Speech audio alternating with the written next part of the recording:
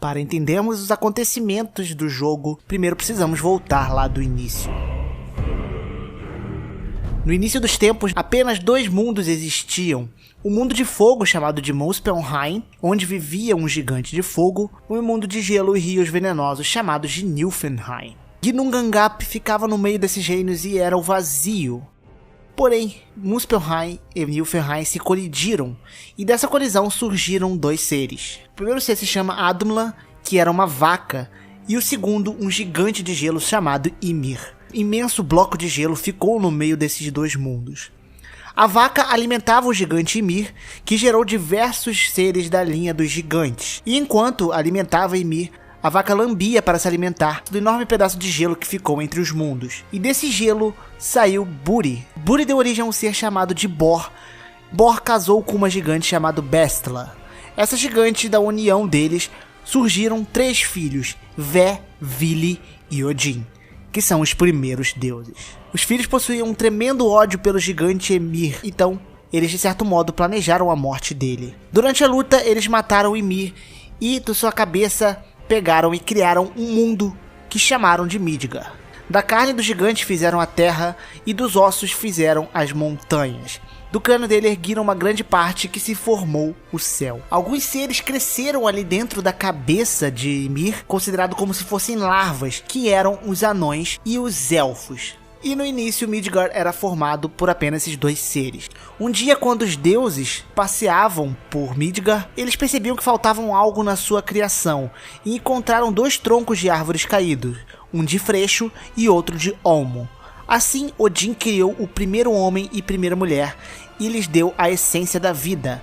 Sua irmã Vili deu os raciocínios e sentimentos, e Vé deu a habilidade para ouvir, falar e ver, deu os sentidos para eles. Os primeiros humanos tiveram como nome de Askr e Embla, e eles então povoaram a Terra. Odin queria manter a Terra apenas para os humanos, então criou um reino para os anões chamado de Svartalfheim, e criou um reino apenas para os elfos chamado de Halfheim.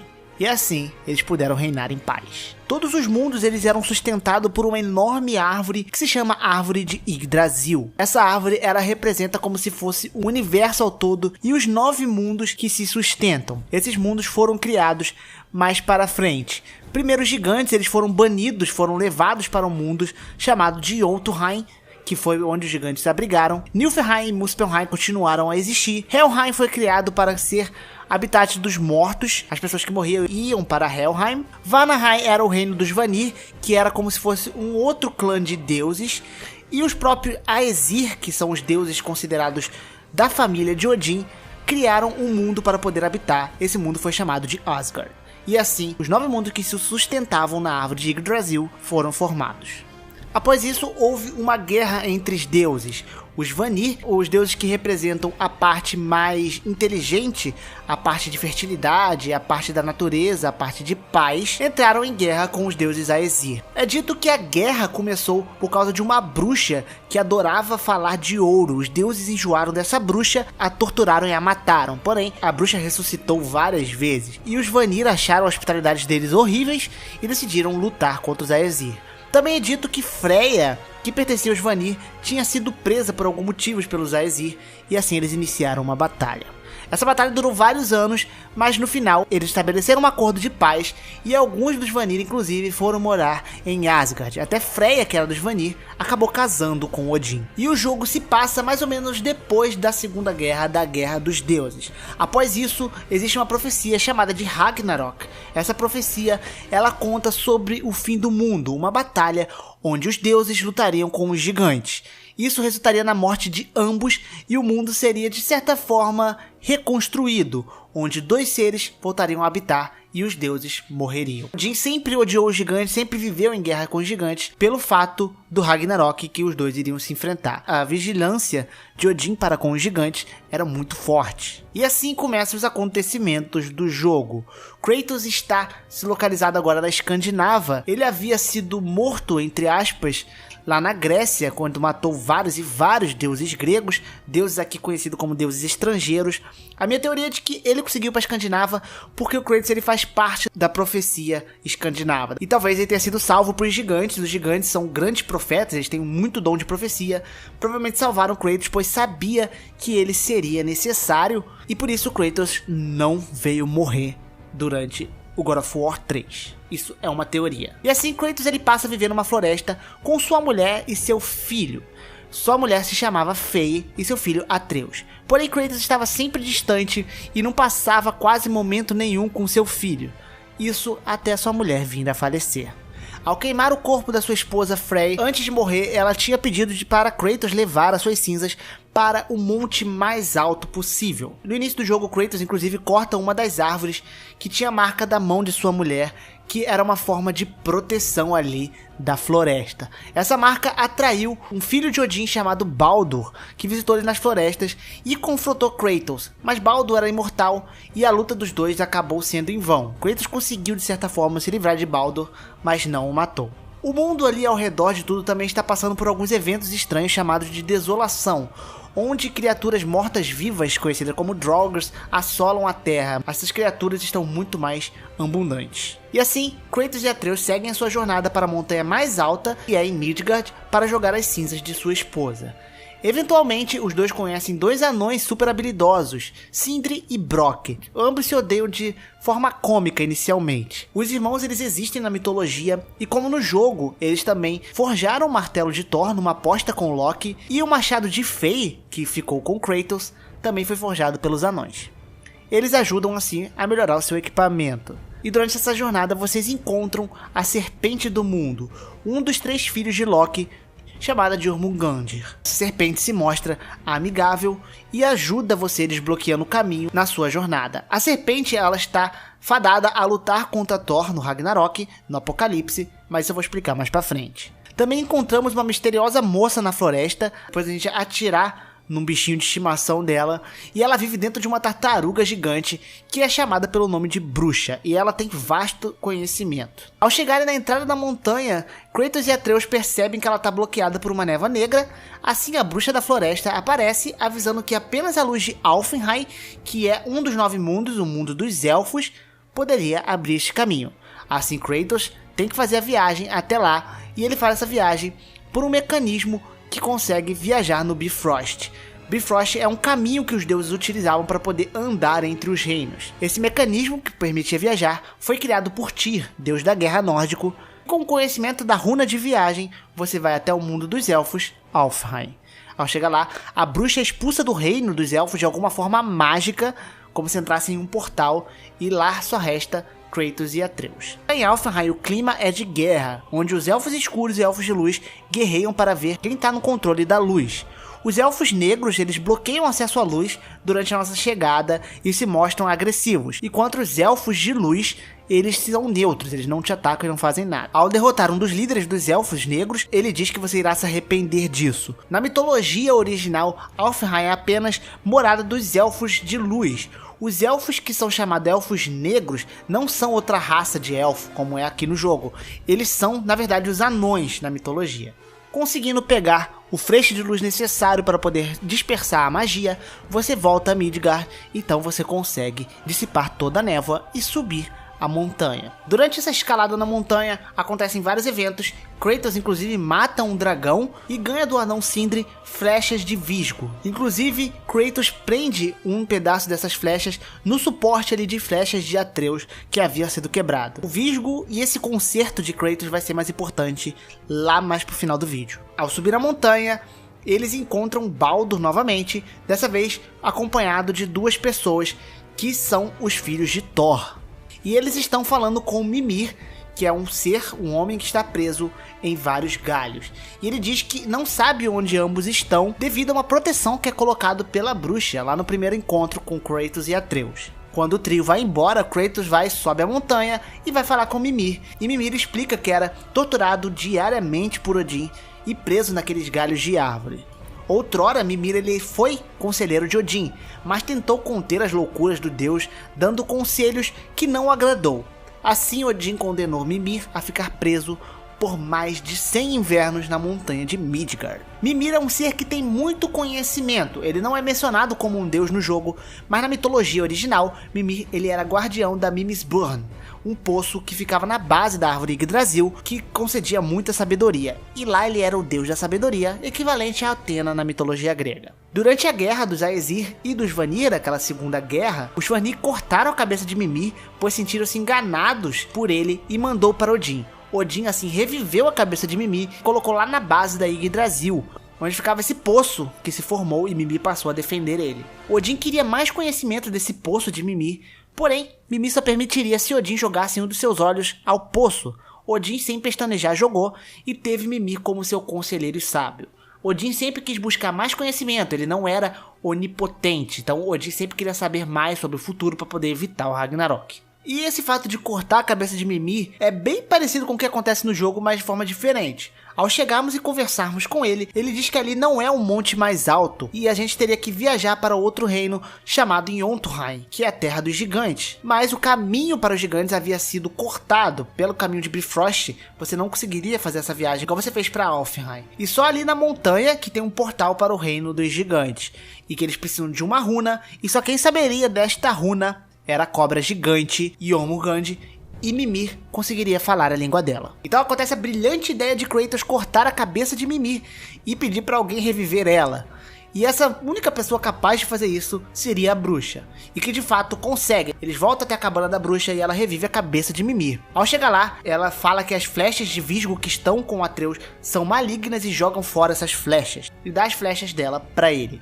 Assim Mimir passa a ajudar os dois na sua jornada, porém acaba sendo revelado que a bruxa não é ninguém mais que Freya, ex-esposa de Odin, descendente dos Vanir, deusa da sensualidade, do amor e da fertilidade. E durante seu casamento com Odin, Freya ensinou vários conhecimentos para ele, mas ele começou a usar esse poder de jeito indevido, fazendo Freya ficar descontente e confrontar Odin. Assim Odin baniu ela para Midgard, o lar dos humanos, onde de lá ela não pode mais sair. Por isso, ela foi magicamente expulsa de Alfheim quando ela chegou lá com Kratos. A única coisa que resta a Freya foi Baldur, deus do amor, que enfrenta o Kratos lá no início, mas vamos falar disso mais pra frente. Mimir e Freya sabem que Kratos é uma espécie de divindade, não sabem da onde, e ele fala que mais cedo ou mais tarde Kratos teria que contar a verdade para o seu filho. Então vocês vão novamente até a cobra, Mimir conversa com ela, e a cobra fala que existem dois lugares para você ir. Primeiro, o local que você precisa pegar um pedaço de uma pedra para poder esculpir a runa, e o outro lugar que você deveria saber o desenho da runa. Durante a busca, você é emboscado por dois filhos de Thor que estavam com Baldur lá anteriormente, Modi e Magni. A luta acaba resultando na morte do Magni. Após a luta, o item necessário para desenhar a runa é pega, porém, a estranha doença de Atreus volta. Doença essa que ele não tinha há tempos. Agora vocês vão até a tumba de Tyr, deus da guerra, conseguir o desenho da runa. Tyr, diferente do que muitos pensam, ele buscava paz ao invés de guerra. Ele era um deus amado por muitos, inclusive pelos gigantes, que confiaram nele o suficiente para passar o acesso ao mundo de Jotunheim. Tyr ele acaba sendo morto por Odin, que temia o envolvimento com os gigantes, devido ao Ragnarok. Na mitologia real, Tyr era um guerreiro tão forte que se tornou o deus da guerra, tão forte que muitos inclusive o consideram filho de Odin, e como em outras literaturas, ele é filho de alguns gigantes. E na mitologia, quando eles foram aprisionar o lobo Fenrir, ele acaba perdendo uma das próprias mãos, em troca de conseguir prender o lobo. Durante a entrada na tumba, Kratos é novamente surpreendido, dessa vez só por Modi, que tenta matá-lo novamente. Atreus, em desespero para salvar seu pai, acaba quase despertando a fúria de Esparta, mas desmaia, e Kratos, no seu momento de euforia, consegue se libertar e coloca Modi para correr. E agora Kratos corre contra o tempo, pois Atreus está em estado péssimo de saúde. Ele vai até Freya, pede para ela curar ele, mas para essa cura ser realizada ele precisa do coração do guardião da entrada de Helheim, governado por Hela, que representa o inferno nórdico. Mas o machado de gelo de Kratos não seria o suficiente, teria que ser algo de fogo, pois Helheim é um reino de eterno gelo. E assim, Kratos decide reviver o seu passado. Volta em sua casa e coloca, depois de ter jurado deixar o seu passado para trás, tudo para salvar seu filho, coloca suas lâminas do caos em suas mãos novamente. Kratos vai então até Helheim, onde consegue o coração e Freya salva Atreus, fazendo o garoto voltar ao normal. Kratos revela para Atreus que ele é um deus e que Atreus também é um deus. E ele não fica indignado, pelo contrário. O seu filho acaba ficando muito alegre e quer saber os poderes que ele tem. E acaba ficando com um comportamento muito estranho, se torna mesquinho e arrogante. Inclusive dá até fora em um dos anões, que são bem amigáveis. Entretanto, a relação entre pai e filho acaba ficando mais próxima a partir dali. Eles assim entram na tumba de Tyr, conseguem o desenho da runa e voltam para a base da montanha, onde novamente encontram Modi, porém muito ferido, pois Thor meteu a porrada nele devido ao fato dele ter corrido da luta, por ser um covarde. Atreus, ainda em estado de arrogância, acaba matando Modi contra as vontades de Kratos a sangue frio. Assim, eles fazem novamente essa viagem ao topo da montanha e ambos são encontrados por Baldur. E uma luta acontece entre os dois. Acidentalmente, Kratos quebra a passagem para Jotunheim com o corpo de Baldur. Atreus, com raiva, acaba atirando em Kratos. E durante o calor da batalha, Baldur, Kratos e Atreus acabam sendo lançados para Helheim. Kratos, lá em Helheim, dá um sermão em Atreus, que volta ao seu estado normal e perde totalmente a sua arrogância, voltando a ser um menino bom. Em Helheim acontecem alguns eventos como tortura mental, as pessoas veem tipo fantasmas do passado. Baldur vê ele confrontando sua mãe, eles descobrem que a mãe de Baldur é Freya e que ela lançou nele uma espécie de magia em que ele não poderia sentir dor, nem sentir nada, e nenhum ser e nenhum objeto poderia feri-lo, exceto um. Kratos também tem a visão dele matando seu pai, Zeus, porém Atreus fica sem entender por enquanto. Assim eles conseguem escapar de Helheim, voltam para Midgard e de fato conseguem ativar a passagem de Jotunheim. Porém, a última passagem ainda precisava de um dos olhos de Bifrost, e esse olho Mimir só tinha um, o outro ficava na estátua de Thor, que foi engolido pela cobra. Eles então pedem ajuda para a cobra, que os engolem para poder conseguir pegar o artefato. Quando eles pegam o artefato dentro da cobra, a cobra acaba sendo atacada por Baldur e ela cospe você para fora, onde a luta ali final entre os dois começa. Porém, Freya quer proteger seu filho e não quer que Kratos e Baldur fiquem brigando entre si. Porém, Baldur, por mais que apanhe, sempre regenera sua vida, afinal ele é imortal. Mas durante o confronto, Baldur dá um soco no peito de Atreus. E lembra daquele visgo que Kratos usou para consertar o suporte das flechas dele? Esse visgo acabou perfurando a mão de Baldur, cancelando a magia colocada por Freya. Nenhum objeto poderia matá-lo, exceto o visgo. É por isso que Freya condenou quando viu as flechas de visgo. Assim a maldição foi quebrada e Baldur foi derrotado. Quando Kratos ia matar o deus, Atreus pede para que seu pai não faça isso, mas Baldur odiava muito a sua mãe por causa da magia que ela colocou nele e tentou estrangular Freya. Kratos impede, quebrando seu pescoço. Freya fica com ódio de Kratos por causa disso e o amaldiçoa. Baldur, ele não parece ser bondoso aqui em God of War. Ele está na mitologia nórdica.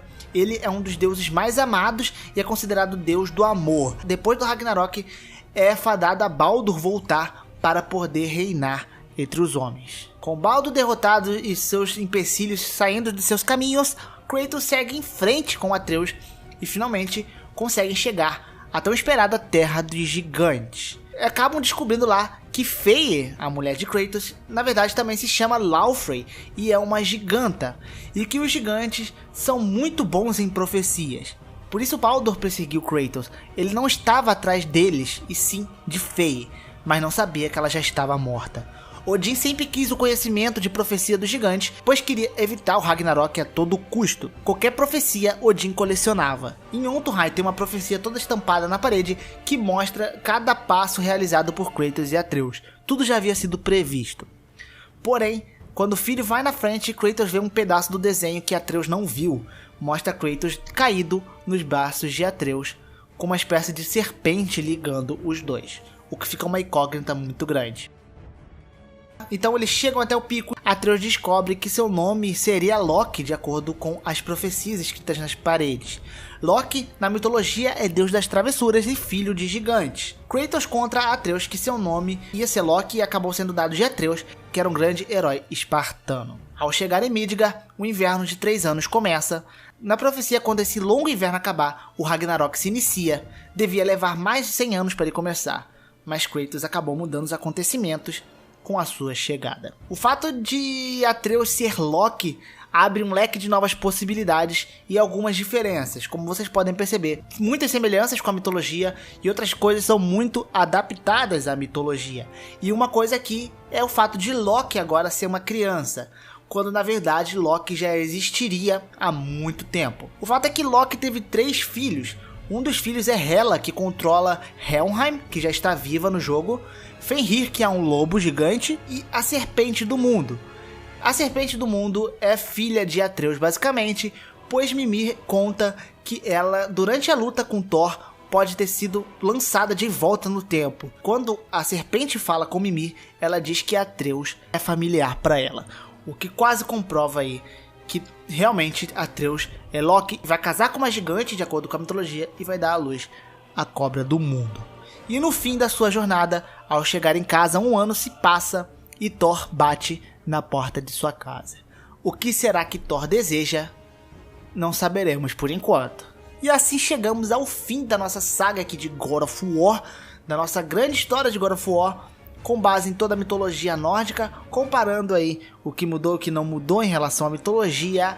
E é isso aí, mano. Foi uma história completa do jogo. Eu espero que vocês apoiem, deixando seu like aqui embaixo. Esse tipo de vídeo dá um trabalho gigantérrimo. Vocês não têm noção do tempo que leva pra escrever e pra editar isso aqui. Então deixa o seu like aqui embaixo. E se você não é inscrito, chegou agora aqui no canal, se inscreve aí pra acompanhar mais conteúdo aqui nosso. É isso aí, eu fico por aqui. Grande abraço a todos.